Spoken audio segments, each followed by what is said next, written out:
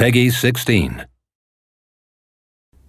Hi guys, Ricky Martin here and welcome back to our behind the scenes journey of the game collaboration between Bandai Namco, Digixart Studio and Aardman. Today we're talking about the music. It's an important part of the game that can heavily influence the tone of a scene or a level. The team have been working with an incredible roster of talented people, and to hear more about it, we go to the legendary Abbey Road recording studio in London. This is 1111 Memories Retold, behind the scenes. In 1111, the music plays the first role in the game. Music is telling something universal to people. It does not depend on your language. Music is universal. So the subtlety we want to convey in the game go through the music first. The war has to be personified in a way, and the music plays that role. Like in one sequence, you can go from pure sadness to joy to naivety to something else, and this can go very quickly. So the music has to guide you and follow this flow in a way, and it's quite difficult in terms of composition for sure. I'm very happy because we finally could work with Olivier de Rivière. It's been years we want to work together. He's French too, we know each other for a long time. He's one of the rare composers who understand and know video games because he's a gamer. From very early days when we had the brainstorm together, Olivier came and he didn't come as a composer to sit back and go, well, just tell me when you want to make some music. He was right in the middle of the storytelling and this doesn't work, and how about if we put this there, and how are we going to turn this into a game? There's a real sense of collaboration there, really trying to get the story and the music to marry together. Is that Olivier will ask questions that no one else will ask. He's really thinking about the emotion and the tone of the story and really bringing it out through his music. It's really great for us as writers because you get a fresh, different perspective on it, and you get to really try and incorporate that. A big part of the process for us is actually getting on Skype calls with him. He will often say to us, guys, this bit of script here is really messing with the vibe I want to create with the music. What can we do about it? So we often have to go away and say, okay, well, can we write around that a little bit for him? Because they were mentioning me. I know why. I worked very closely with the writers, so Steven and Sharky. We've been discussing on a daily basis the characters. The music now is much more about telling the story. Very dramatic, but also very cheerful, very sometimes like absurd. It's during war, so very harsh.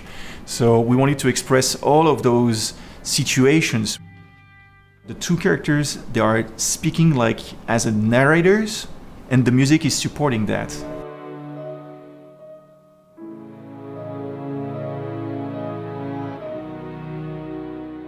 Right now, music for video games is really the most innovative music going on at the moment. Normally I start off with a Skype conversation with Olivier, and he's got some very definite ideas of how to approach it. He sends me his mock-ups and we have conversations and basically arrive at what the setup's going to be. And then it's just coming here and just putting that into reality. I've worked with Olivier a few times now, and he never ceases to amaze me. Every project that we've done, he comes up with something totally new. This is very, very different from the last couple of projects. It's just stunningly beautiful. The orchestra is there to express a lot of colors. With impressionism from the French composers, you got Fauré, Ravel, Debussy, Saint-Saëns. I have a lot of, harmonics that are like all spread around. It's quite simple, you might say, but all of a sudden it takes like a lot of dimensions. It's very interesting, I think, to write music like this because you can create motions. The choir appears here and there in the game. It's not much. We didn't want the choir to be all over the place.